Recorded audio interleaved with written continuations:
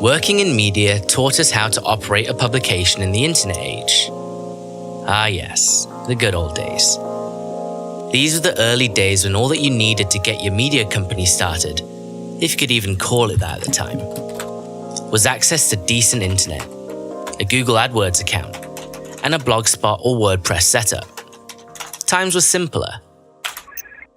It was easy to run a successful blog off the strength of 2 to 3 people, taking shifts on Google Reader, attending cool guy trade shows, and keeping up with the latest BAPE releases. From scrubbing the internet in search of real-time content for sneakerheads around the world, to remotely coordinating the latest stories across multiple continents, to building editorial cachet, this is where we earned our chops. But over the span of a few years, this way of building, recycling content was wearing on us. It was empty, boring, and especially contrived when it was sponsored.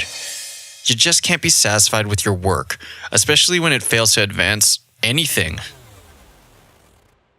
So in 2015, when Alex and Eugene set out to launch MAEKAN, they knew they could deliver on the editorial, journalistic, and creative promise they aspired to build. The bottom line was, and continues to be, creating stories we deem necessary to move culture forward, and hopefully bring members along for the ride. That first part was a no-brainer. We wanted to create and tell stories that we actually cared about, and if we cared about them, we hope so would the people reading them. But of course, if we put value on the stories we tell, we also need to value the people we work with, including the photographers, videographers, scriptwriters, designers, and developers. The big question was no longer of what to create or how to create it, but how to pay for it. Unfortunately for us, what the good old days did not teach us was how to own, operate, and run an editorial publication in a financially sustainable way. We had to ask ourselves, how had most publishers made their money? In the early 2000s, publications made money in one of 3 ways. Now, there are certainly other ways, but these are the key ones. Number 1, display advertising. These are those, and excuse my French, annoying little fucking 300 by 250 or 750 by 90 leaderboards that pop up, begging you for a sliver of your attention, and hopefully a click. Publications made and still make money off of these, billing based on what are called impressions. In web advertising terms, an impression is defined as the moment in time when an ad is viewed once by a site's visitor.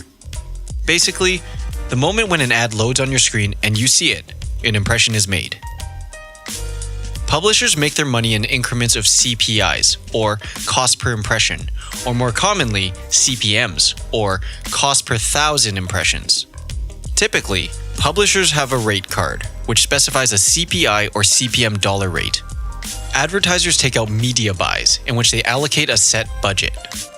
The publisher server is then responsible to serve these ads to people, log the impression, and bill the advertiser accordingly.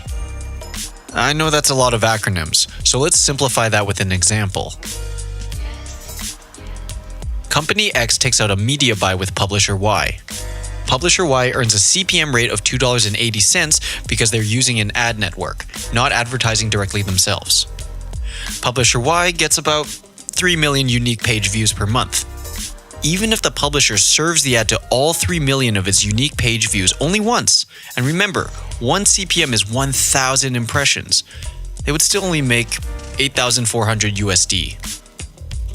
That's hardly enough to sustain the operation of a site focused on original reporting and pay full-time staff a fair wage without resorting to increasing the number of ads or aggregated content.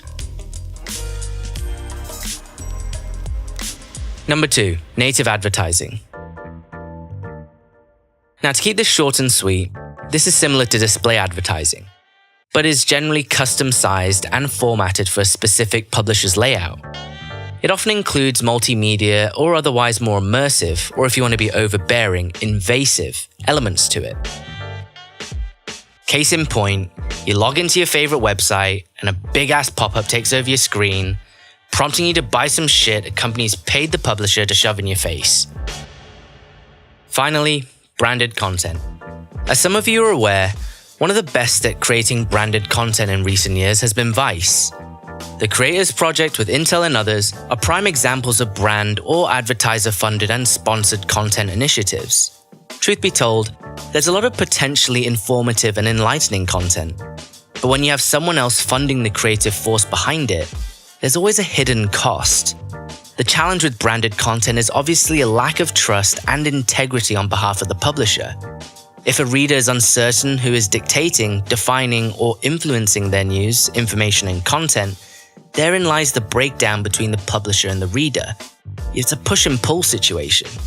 What occurs is a lack of brand equity over time in which the publisher loses readers, the advertiser loses their return on investment, and the reader's left out to dry. So after evaluating how all these funding streams work and more importantly, how they influence the experience of a site right down to the content, we're only left with one option that made sense. And so, our ultimate goal with MAEKAN wasn't just to share stories that meant something. We also wanted to provide a platform for people to discuss creative culture's big ideas and to challenge one another. So in the process, we found we needed a business model that was sustainable, maintained independence and integrity, and that was effective. So this begs the question, why subscription? Here's the first reason, and it's a bold statement. Membership is the future. And that's probably not the first time you've heard that. As Cody mentioned, back in the day, you simply didn't have to think that hard about how to make money off of content to support what you were doing. It just kind of happened as the audience grew. But what has changed a lot in the last decade, since the advent of digital publishers, is technology and readers. Technology for websites and how people interact with content has evolved rapidly. Similarly, readers have become increasingly involved on digital platforms, and quite frankly, even they're getting tired of all the noise. Technology has begun to pull the rug out from under publishers, whose lifeline is based on advertising and connecting with users. From Google AMP, Facebook Instant Articles, and Apple News, publishers are losing control of their audiences. On top of that, algorithms that decide how content is served are regularly changing, but behind closed doors. Simply put, many publishers now have drastically reduced traffic, and for whatever users they do get, they're implementing ad blockers for a faster and cleaner experience. And herein was the challenge for MAEKAN going forward. Our decision at the end of the day was to build a membership-based publication whose priorities were community, transparency, and quality content. With the business aspect to MAEKAN being dependent on selling memberships, the relationship between provider and customer became much simpler, and we thought it should be that way. And just as importantly, and this goes back to our talk about the future, we're now in an era where brands no longer need to wedge unnecessary people or entities between themselves and their customers for the sake of distribution. Think about how fashion brands have increasingly adopted a direct-to-consumer strategy. Why do they need a third-party retailer when they can go direct to the source? Why would brands want to compromise their connection to customers and even their margin when they have the tools to connect directly to people, one-to-one? We wanted MAEKAN to be the digital epicenter of creativity, culture, community that had direct connection to people, to you the reader. We set out to build a new kind of publication, one that removed the figurative walls forged by advertiser interests that have so often dictated a publication's editorial voice, point of view, and independence. And the third and final reason, the promise to provide real value. By making ourselves accountable to only one body of interests, namely the readers, we get to tap into a powerful driving force. That pressure of creating and maintaining a member's trust means you need to be hyper-focused on their needs, which in turn influences and improves the product. And one of the most exciting opportunities in a membership setup is the ability for members to invest directly into the product, and not just financially. There's a whole list of different categories where you can create a better experience, whether it's the UX, the UI, our active and engaging community, and our future events. That sounds like a lot of pressure, but it's fine by us. We get it. It's a wasteland out there right now in online media. And you're hungry, or at least we hope you're hungry, for fresh stories that stick to your ribs and warm your soul. But don't worry, MAEKAN isn't a cheap Las Vegas buffet.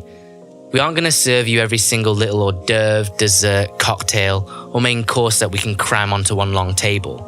What we are going to do is focus on serving you what's fresh, nourishing, and sustainable. And once we've done that, we're going to change the menu every month based on what's seasonal and relevant, all in the hopes of providing you with a better and more memorable MAEKAN experience.